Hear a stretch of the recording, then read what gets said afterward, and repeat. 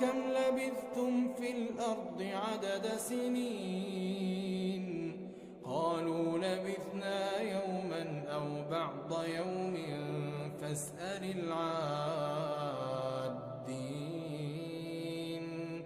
قال إن لبثتم إلا قليلا